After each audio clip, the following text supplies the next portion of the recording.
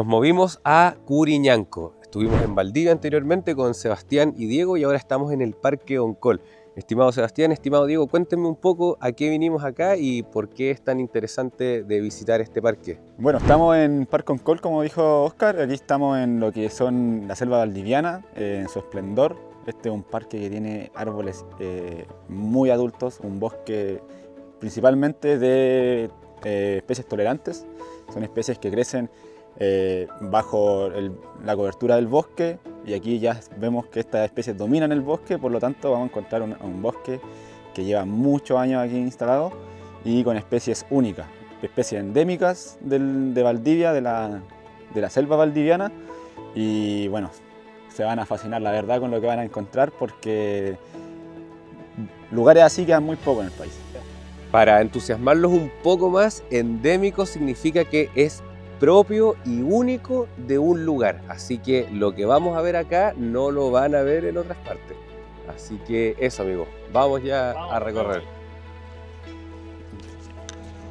Bueno, primero que todo, para entender el concepto de por qué se da esta selva, Oscar, y Diego me puede complementar, es hablar sobre los pisos vegetacionales. Aquí se pueden identificar dos pisos vegetacionales que están conviviendo y formando lo que es esta selva. Tenemos un sotobosque, que vendría siendo la primera capa de árboles o arbustos que se puede encontrar, que son de menor tamaño, y una zona más alta del dosel, generando como esta cobertura selvática, como muy bien tú decías, que en la Araucanía andina no se va a encontrar, donde solo encontramos como el dosel de los árboles ya más grandes. O sea, el dosel son como las copas de los árboles, Claro, y sí. el sotobosque sería como el primer piso de este edificio vegetal que Exacto. tenemos, De hecho, Diego. el dosel en inglés se traduce como canopy. Como canopy. De ahí el deporte viene por pasar por el dosel. Excelente dato. Y bueno, acá, y eso gracias a lo que se llama selva y todo, el dosel acá tiene muchas especies que crecen sobre las copas, que son la epífita. Estas especies tienen estos árboles y se generan netamente por los años que tienen estos árboles. Al ser árboles tan grandes, se acumula mucha materia vegetacional, materia orgánica en las copas, en las ramificaciones, y que generan un sustrato. En ese sustrato vienen semillas de muchas otras partes, los mismos pajaritos ayudan a dispersar estas semillas, y finalmente se generan otro piso vegetacional sobre el bosque, lo que es en las copas. Anteriormente hablamos del concepto de especies resistentes, y eso me llama mucho la atención porque la resistencia de muchas de estas especies del sotobosque, que son las que crecen en la parte de abajo, recordemos, el sotobosque es la primera capa del bosque, lo más abajo, lo que vemos, los coligües, etc. Estas especies tienen la capacidad de resistir la falta de luz, a eso se refiere su resistencia. Como pueden resistir la falta de luz, pueden convivir con estas especies más altas, y eso es lo que genera esta selva, por eso se conoce el concepto de selva. En la Araucanía andina no tenemos tantas especies resistentes a la sombra, por eso no se genera una gran cobertura vegetal en la parte baja, y es por eso que allá no tenemos selva, y acá sí. Por la característica de resistencia a la falta de luz de estas pequeñas especies, es que se genera este entorno selvático compuesto por coligües, helechos, nalcas, etc. Un factor también importante ahí quizás que diferencia la zona costera de Chile a la zona más montañosa, lo que es la Araucanía andina, son el término de las perturbaciones que se generan. Allá tenemos lo que son las erupciones volcánicas, y eso también genera que en el suelo no sea un suelo desarrollado. Fíjate que acá es un suelo metamórfico, allá se conocen como andisoles, son suelos de material volcánico, suelos muy delgados, con poca materia orgánica, muy drenados. Entonces eso genera que allá crezcan especies que se adaptan a ese tipo de suelo, a esas condiciones, a diferencia de acá, que no hay grandes perturbaciones. Entonces eso genera que estos bosques perduren por años y no les pase nada prácticamente. Claro, la caída de algún otro bosque, de algún otro árbol ejemplar, sí, devolviendo la materia orgánica, creando claro, suelo, los musgos llegan, atrapan tierra, la misma erosión de la lluvia, que cuando cae empieza a erosionar, a arrastrar nutrientes, Entonces, Sí. claro, aquí se da una dinámica de bosque muy rica que quizás en otros sectores, como tú muy bien dices, no se da.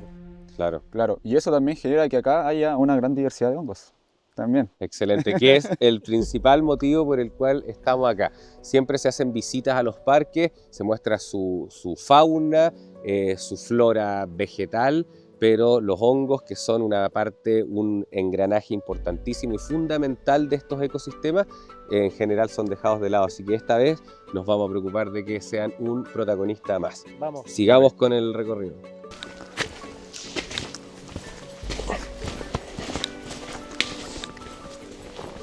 Anteriormente estuvimos hablando de la dualidad que tienen los hongos.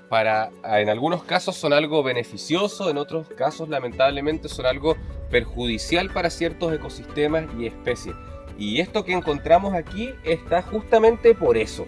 Existe un hongo, Seba, Que el Chytridium dendrobatidis. que afecta a los anfibios, algunos pequeños reptiles como ranitas, lagartijas, etcétera, que les tapa toda su piel, los poros, y no permite el intercambio gaseoso. Eso hace que mueran.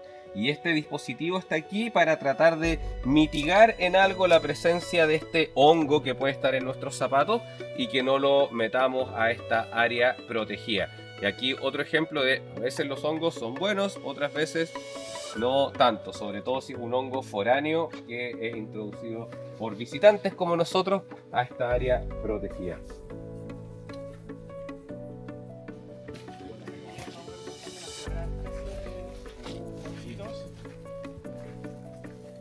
Bueno, no alcanzamos a dar ni 10 pasos y ya estamos con no solo una, sino 2 especies de hongos.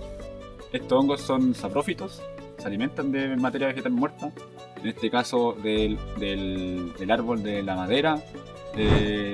Como ya está muriendo, De hecho está muerto ya. Lo van a ir descomponiendo. Fíjense, en la copa ya no hay Tiene. ninguna rama, este árbol está muerto, es madera muerta, el árbol ha perdido todas sus defensas y los hongos se están alimentando de su estructura. Eso está el blanco.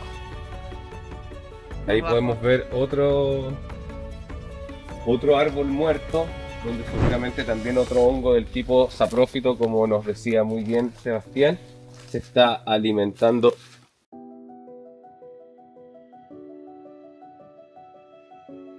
Bueno, aquí tenemos una especie que es el Ifoloma.